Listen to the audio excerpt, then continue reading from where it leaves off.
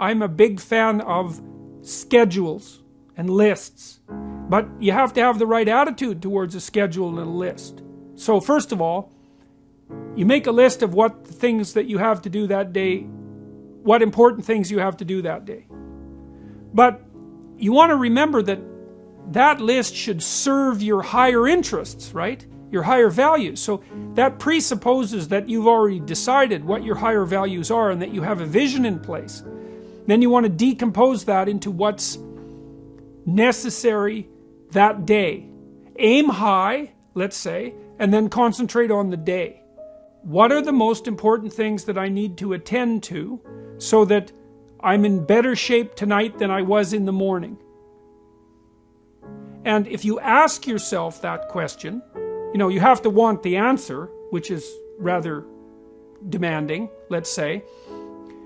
It's another example of orienting yourself properly. So your aim is to get the answer to this question. And your perceptions and your thoughts will organize themselves around that question, and you'll get answers. Like they'll rise up, in that mysterious way that thoughts rise up. And some of them you'll find uncomfortable because your mind will present you with demands to do things that you may have been avoiding or that you find difficult or challenging. But you can train yourself to set yourself a list of tasks for the day that do put you in better shape that night than you were in the morning. It doesn't help to shy away from difficult issues because you're stuck with them. They're not going away. The best you can do is something worthwhile in the face of them.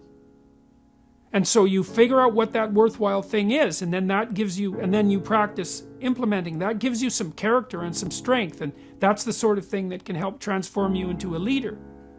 What you do is actually important, and what you leave undone as well. Both of those things. Like each individual